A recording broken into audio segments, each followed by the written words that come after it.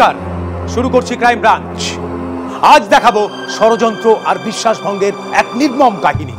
ঘটনাস্থল কাঁচরাপাড়া। 7ই জানুয়ারি কাঁচরাপাড়ার মাঝিপাড়ায় খুন হয়ে যান এক নিরীহ ব্যবসায়ী। ভোরের আলো তখনও ফোটেনি।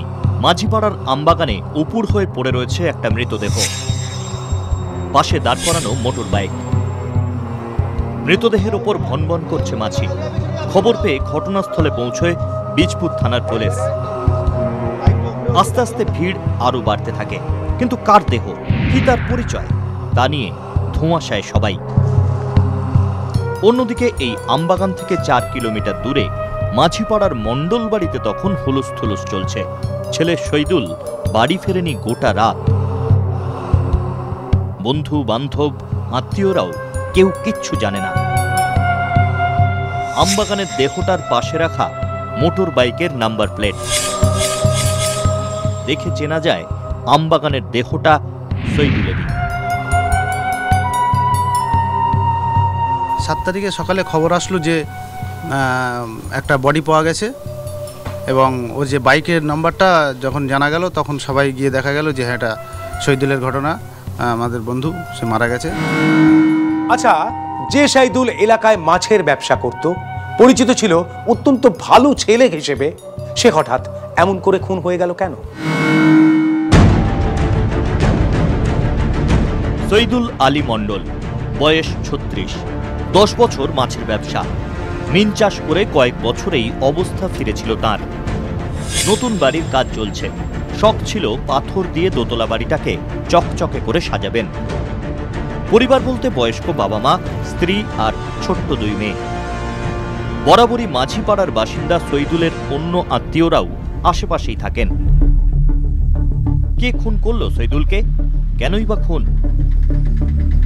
স্ত্রী আরমিনার অবস্থা বেশ খারাপ। পাড়া প্রতিবেশীদের তিনিই জানান, রাতে শেল্টার ক্লাবে তাস খেলতে গিয়েছিল শহীদুল।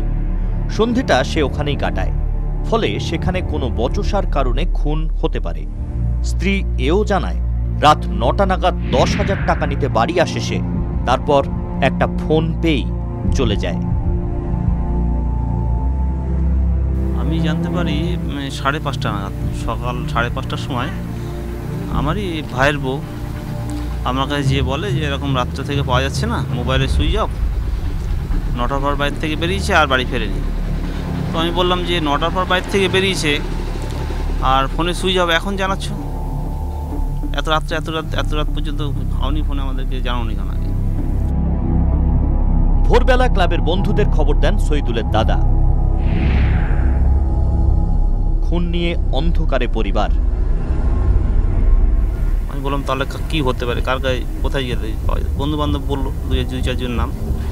শেল্টার ক্লাবে থাকতো, আড্ডা মারতো। শেল্টার ক্লাবে 2 জনের বাড়িতে বন্ধু বান্ধবকে রাত্রে 5:30টার পরে আমি যে ডেকে তুলি। তো যথারীতি সন্দেহ আমাদের শেল্টার ক্লাবেই হয়েছিল প্রথম দিকে, যে আড্ডা মানে রাত্রে কিছু হয়তো হয়েছে, ওখানে হয়তো হাতাহাতি কিছু হয়েছে, এরকম হতে পারে ঘটনা ওখান থেকে। খুনের মোটিভ নিয়ে ধন্দে ছিল পুলিশ, কেউ কোনো কিনারা করতে পারছে না। ফলে প্রথমেই আঙুল উঠল স্থানীয় ব্যবসায়ীদের দিকে। মনে করা হলো ব্যবসায়িক শত্রুতার জেরেই খুন করা হয়েছে শহীদুলকে। সন্দেহটা গেল ব্যবসার পার্টনারদের দিকে। ব্যবসায়িক শত্রুতার জেরেই খুন, চারদিকে চাপা গুঞ্জন। কাঁচা টাকার ব্যবসা শহীদুলের, ফলে শত্রু হওয়াটা অস্বাভাবিক কিছু নয়। আমার কাছের বন্ধু ছিল, যেহেতু আমরা 5 পার্টনার একসঙ্গে ব্যবসা করতাম। এই রিসেন্টলি হয়তো 1 বছর আলাদা হয়েছি, তাতে আমাদের ব্যবসায়িক কোনো শত্রুতা ছিল না। স্ত্রী বলছেন, রাতে কারো একটা ফোন পেয়ে বাড়ি থেকে বেরিয়ে গিয়েছিল শহীদুল। কার ফোন ছিল সেটা?